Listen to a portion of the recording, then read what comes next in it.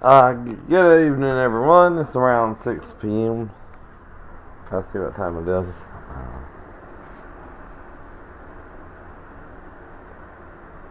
It's 6:26 p.m.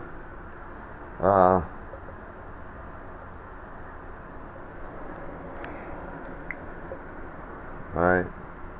It's Monday, Memorial Day. And now the next thing I want to teach you how to do is called an upright row.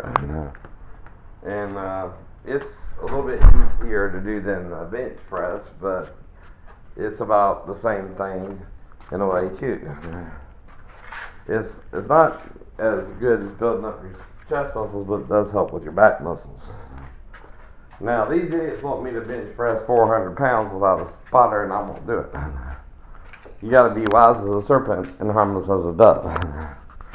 Now, if I had a spotter, that wouldn't be a problem. I could build up to it slowly. Now, I was up to 250 when I went out to Randall's Gym in Garden City, which is a local gym, and I can show you that to you later on. Maybe even tonight. But the point is, when you bench press, you need a spotter. Now, when I was in the gym, I made it up to 250 pounds, but that was it, and then I didn't have the money to keep going out to the gym. Now, last year they started challenging me to do, a few years ago they started challenging me to bench press 400 pounds, but I kept resisting it a little bit. So what I'm going to do instead is start deadlifting and then upright rowing, starting with 100 pounds and building up to 500 pounds. Since they want me to do 400 pounds, I'll build up to 500 pounds. Fuck you. And I'm also going to deadlift 500 pounds and might go up to 1,000. Anyway, we'll see. About that, but somewhere in that area, anyway. Anywhere from 500 to 1,000. But that's to fuck with them because they're fucking with me, I know. And to show them I'll accept any challenge with a spotter, I know. Now, you can't bench press without a spotter. Because if you lose it, you could decapitate yourself. And you're not to tempt the Lord like Jesus didn't tempt the Lord when brought to the Temple Mount. Now, the Temple Mount, though, is 59 feet tall. That's almost 60 feet. That's almost 6 stories. Now, in the movie The Crow, Brandon Lee fell 6 stories himself, or 60 feet, from an apartment complex. That wasn't a full 60 feet because he was thrown out the window, but again, then I fell from my window ledge because I got locked out of my barracks room. And they didn't have a master key, and I had tried some screwdrivers, and then my final attempt was to try the window. Now, if I had went for the window first, that would have been tempting the Lord. But there's even a guy in the Bible in Acts 20,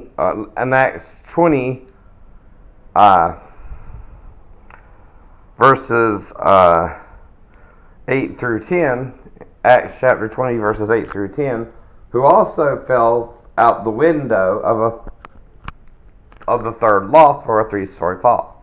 Now, he died on impact, and Paul resurrected him from the dead. Well, I didn't know about that story when I did my 3-story fall. All I knew is that if you're into martial arts, like with Ninja 3 to Domination, you might can land a 3-story fall depending on how you land. Well, I guess I was wrong about that, and I landed badly, but it didn't kill me. I just woke up in the hospital. Of course. That's all I know. I blacked out after I let go of the roof. I remember getting on the roof. But what happened after I got off the roof and let go, I don't remember. And amnesia can work up to anywhere from, several hours even. Once you go black and you black out, you don't know how much time passes like when you go to sleep. I know. Now, when you go to sleep, it's like you sleep 8 hours and you're just shut down. Your body totally shuts down as in death or sleep. Now, when Lazarus was on his deathbed, and the boy and the girl, they just simply, in Jesus' mind, went to sleep. Now, even though Jesus was hurt worse than the boy or the girl, who died from an average sickness, Jesus was murdered, for one.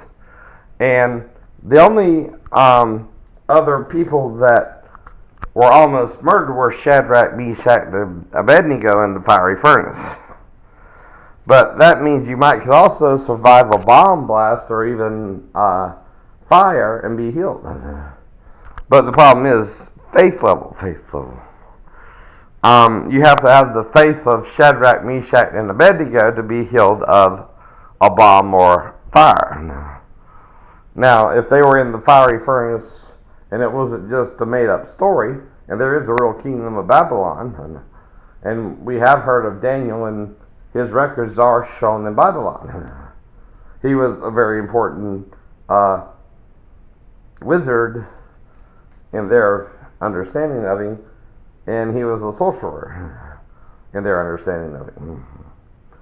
Now, anyway, this here is my bar, and that's 250-pound weights for 100 pounds.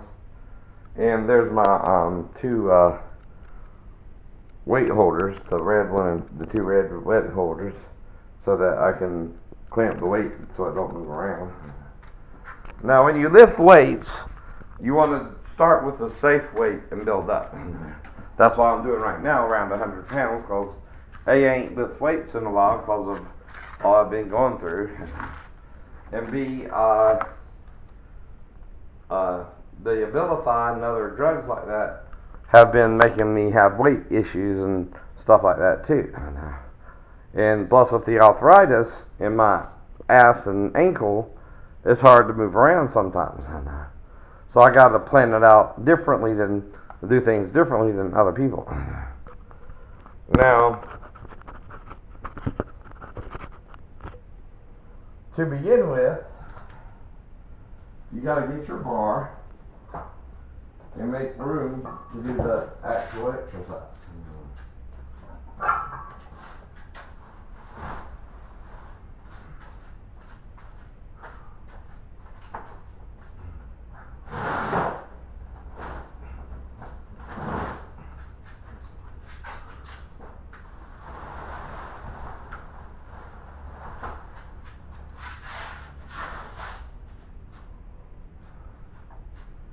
Alright?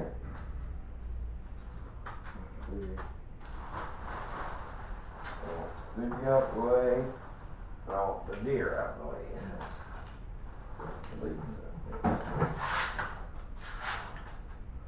Now, when you get your bar,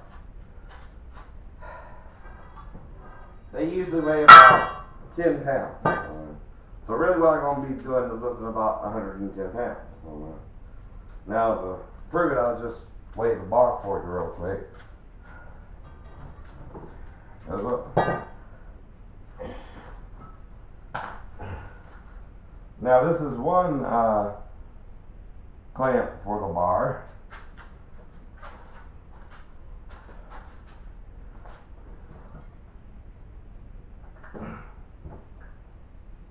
And this here is another one. But this one is a different one. But they will both work either way.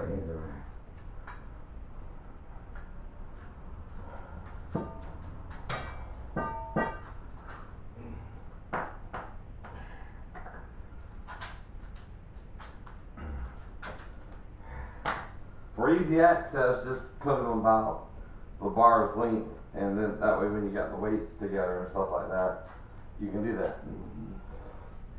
Now, next thing I want to do is show you the weight of the bar real quick, and that's about 10 pounds. Which to do that, I'll just bring this into the bathroom and let it sit on the scale and see what the scale says.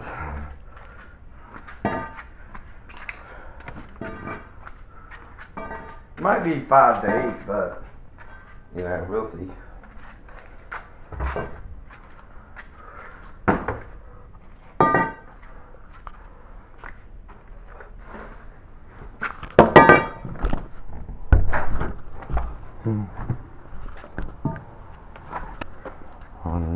where he would need a weapon. But just maybe iron and aluminum can.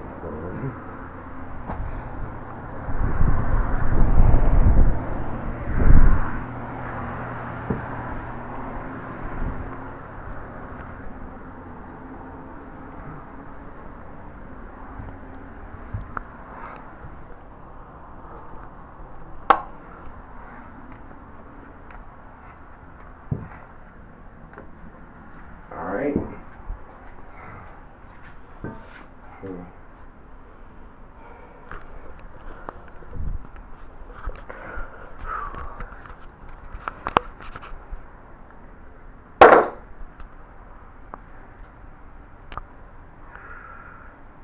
Alright, it's 13 pounds, so yeah.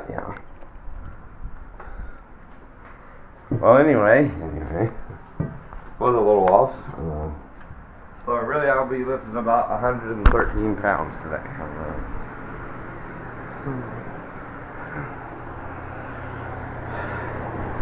Now, if you're not used to exercising like this, don't rush into it either. Don't let anyone bully you into not doing something that's not safe for you. And the reason for that is when you bench press, if you don't have a good spotter and or someone you can trust to spot you, you'll hurt yourself.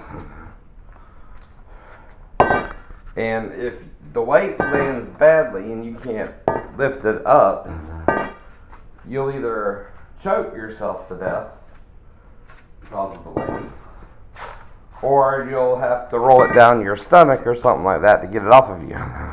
Now, I had to do that a time or two because of that. That's from experience. That's when I was doing it alone.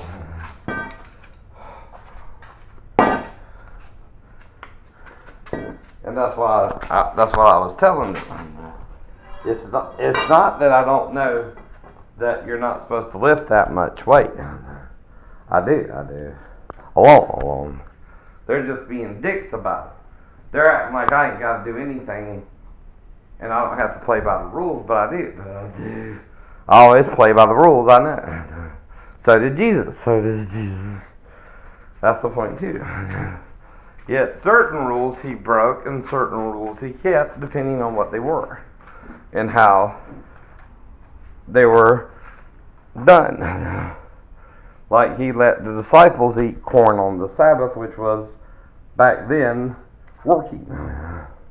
But the reason he did so was because David ate the showbread in the temple, which was also unlawful for him to eat, and he explained it that way to the scribes and Pharisees. It's different when you're just picking up sticks on the ground on the Sabbath day and no better. That's menial labor. But if you're hungry and you're picking some corn on the Sabbath and eating, you have to eat even on the Sabbath day, retard, unless you want to fast for a day. But Jesus didn't say you couldn't eat. He didn't say you couldn't fast. Though you couldn't gather the manna on the Sabbath day, but the day before, but you still had to prepare the manna on the Sabbath day to eat it, right? Right. That's why Jesus said all that. You're being a little hypocritical to a point too, and not understanding the nature of the law versus the love of the law. Now, the point of the law is to give you a day of rest, but you can never rest every day of the week anyway. And you can never really work every day of the week as well.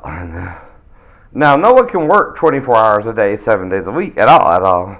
So even on your work days, you still rest and get sleep of up to 8 hours a night. So you rest every day and you work every day. Do you understand what Jesus means there?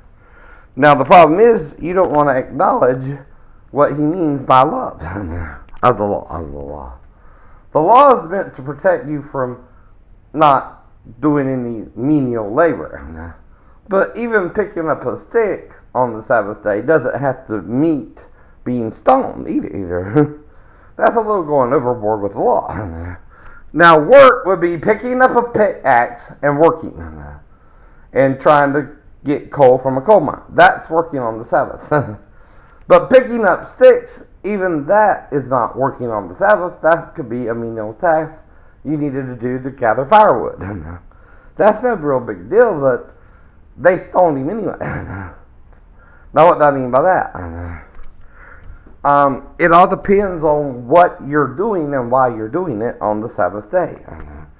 They're so religious about it, they won't even turn on a light on the Sabbath day. That's a little bit, or light a candle. That's not what it means. That's not what it means.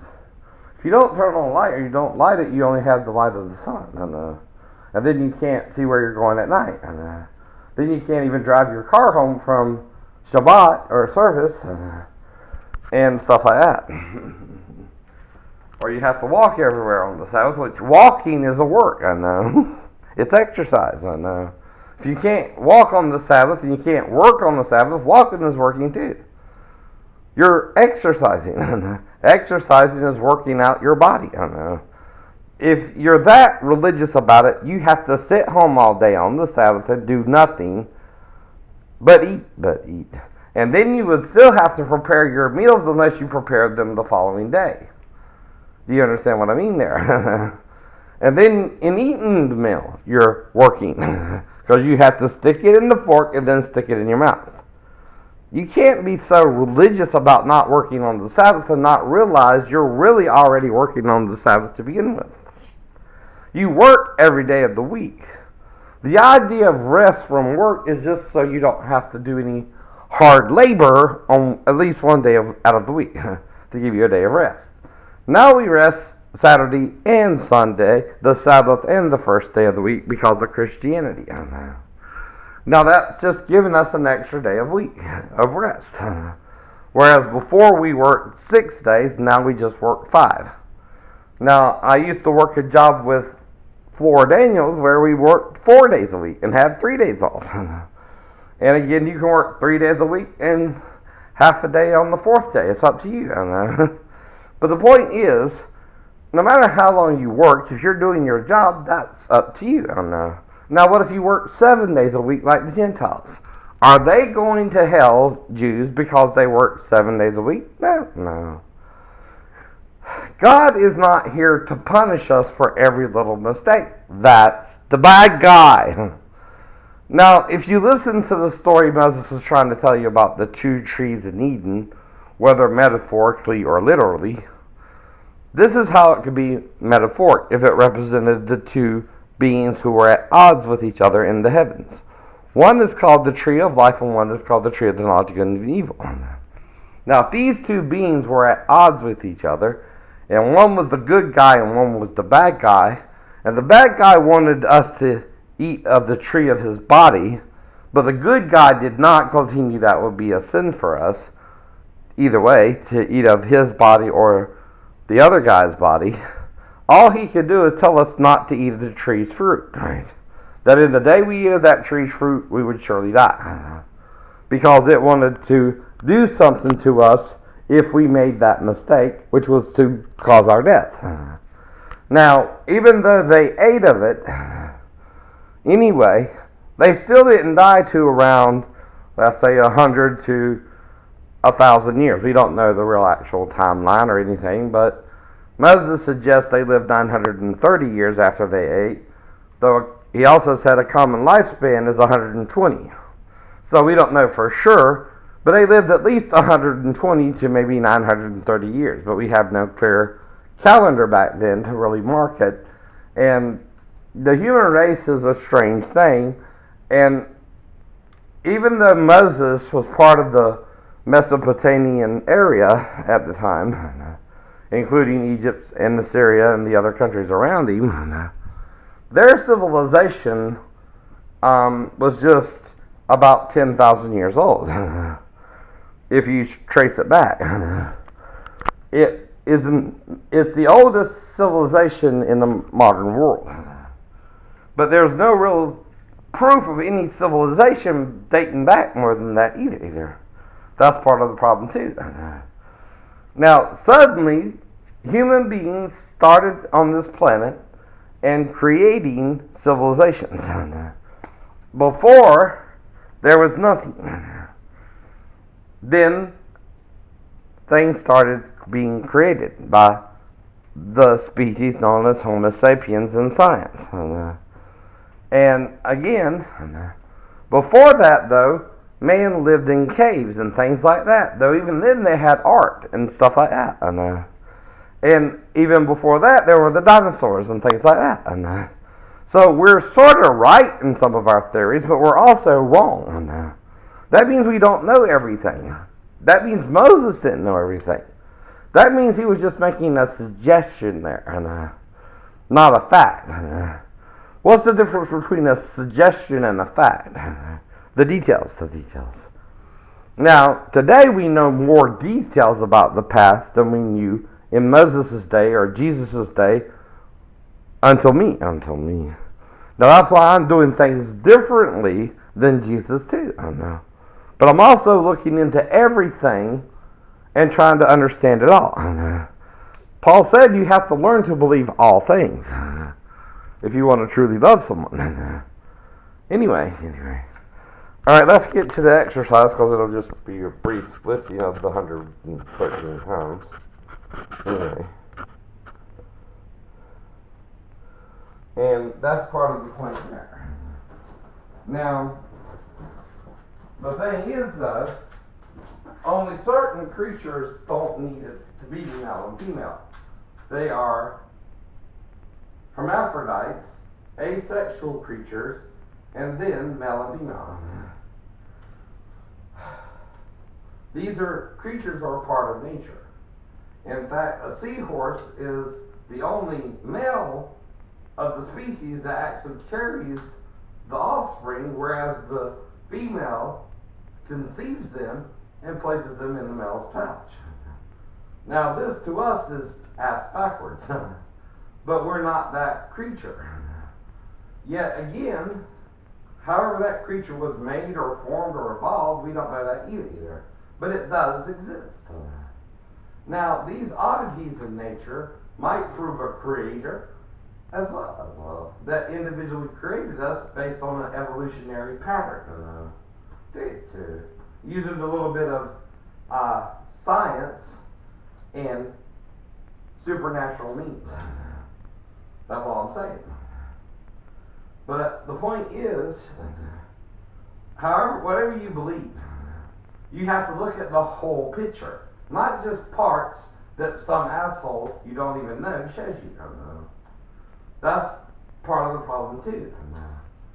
And like I said, I'm trying to look at the whole based upon all different beliefs and religions, including science. Not the part. And like I was explaining to Ra, a whole step or a full step is the same thing. A whole note is from one full note or 7 full notes in the scale. The half notes in the scale, or the half step or half full note, is the 5 flats in the musical scale. There are only 7 full, whole, or real notes, depending on how you look at it. Then there are 5 half notes, half steps from the other whole notes, or full notes, which means they're half as full as well. But that's just another viewpoint of it. It's sort of true either way, but it's also looking at it in a new way, but a different way, one that's never been thought about before. But it's still nonetheless somewhat true, but who cares?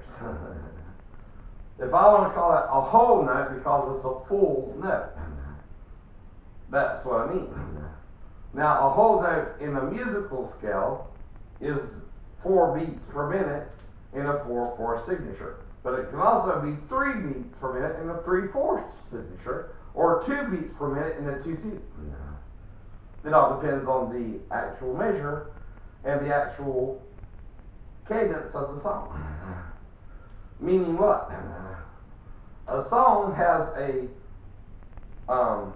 measure and a bar and a way to measure each beat per minute in each measure. Now, this is called time.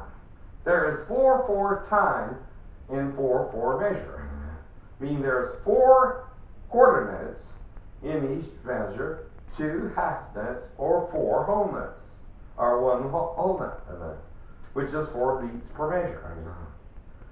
Now, the thing is, I'm just explaining things in a different way. Not to judge you or condemn you, but to help us all. That's all. Now, the point with upright rows, though, getting back to what we're doing,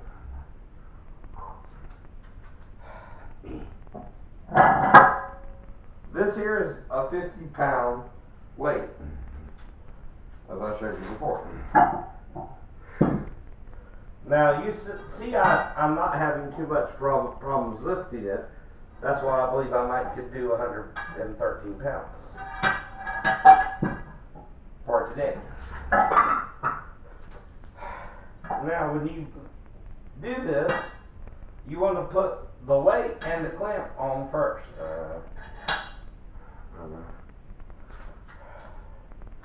To be safe so it don't go sliding off. This is called playing by the rules.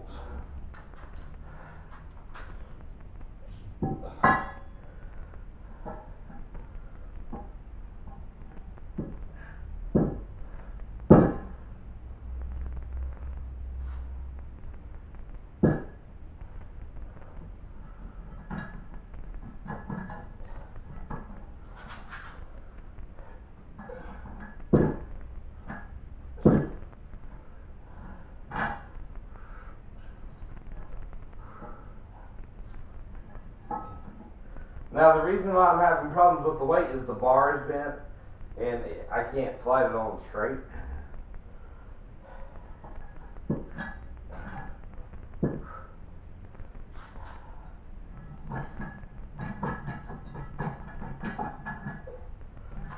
There we go. That's better. Then you get the clamp and put it up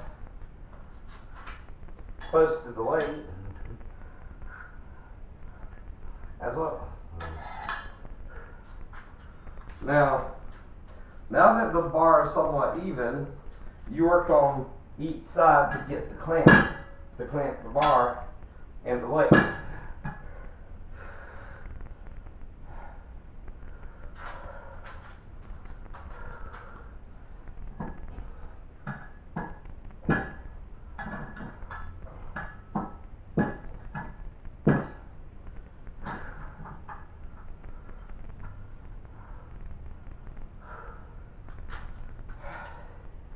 Now, an upright row, to do one properly, alright, you want your body to be sort of like an L shape. Like this. You want to bend your knees, stretch out as much as you can, spread them about shoulder length apart, pull up to your chest, and then lower. That's called an upright row. Which I can probably put on 10 pounds tomorrow and I'll just go up to 133. Because that was relatively easy. Now, the thing is though, you don't know what you can do also until you try. But don't fear. Just build yourself up slowly and gradually to be safe. Then once you get sure of yourself, you can do other things. And that's how it works too. Now, you always have the right to say no. You always have a choice. And you can say yes, no, or maybe. And that's the point too. Now, if someone doesn't want to accept your no, they're being forceful. If they do, they're not. And that's the point as well. Now, what you do when someone's trying to force you is your choice. Like if someone was trying to force me to have sex, the only way they would have to cover it up is if they tried to hurt me after the fact. But even if they hurt me and I had faith in Jesus and wasn't doing anything wrong, Jesus could heal me too. So that's the point there. Now, I blacked out twice, which, according to normal things I was around at the time, should have technically killed me. And what I mean by that is car accidents around a curve called Dead Man's Curve would normally have killed someone. The reason being is if the car crashed head first into the ground, the car's steering wheel would have went straight into my chest. But it did not. That means I actually made it around the curve and was attacked at Vivian's by some unknown assailant who I don't remember because he gave me amnesia of the attack. Now, I can't prove it because I have amnesia. But whoever did it would have only one reason to do it, and that's either if I knew who they were or someone who was associated with them and could track them down.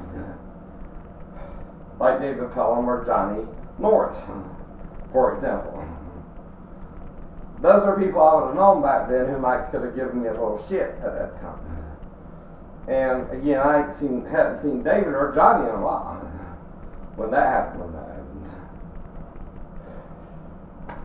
And the problem is, though, the steering wheel didn't crush my chest, but I do have a skull fracture and a neck injury from the C1 to C4 and a fracture from here to the top of my head. That means either a metal pipe or an aluminum baseball bat was hit upside my head, hit down upon my head. That's what it looks like. But the pipe only knocked me out and gave me amnesia, and I don't even remember what happened, and I woke up in the hospital with no pain. Now, that means the car accident from that point on was sort of a lie.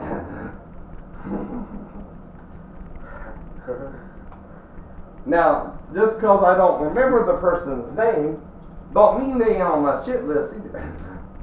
But I know something was done to me, because I'd never blacked out until then, nor after then until when the 3-story fall. Other than that, it was normal eating, sleeping, and drinking. 2 times, motherfucker, I blacked out. During the day when I was doing my normal routine. One was around Dead Man's Curve, dropping little Roddy off at Vivian's house, and the other was the 3-story fall in Portsmouth, Virginia on September 15th, 1994.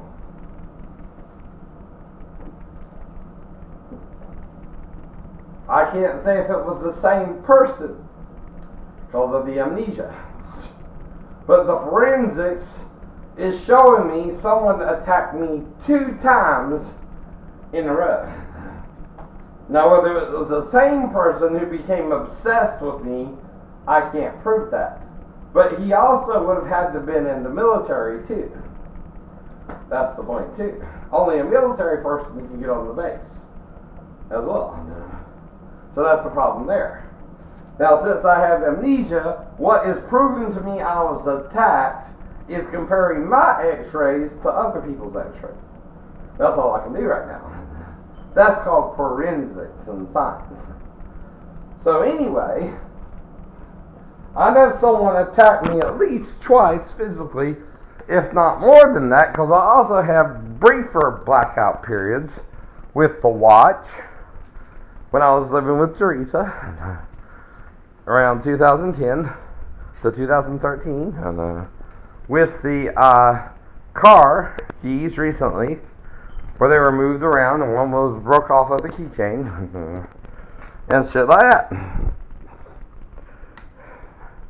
And I even called the police to let them know something weird is going on with me. But see, I'm trying to keep this shit private. It don't bother me. Because I must have the faith of Shadrach, Meshach, and Abednego, Jesus, the boy and the girl, and Lazarus, all put together. And the problem is, the asshole can't prove I don't.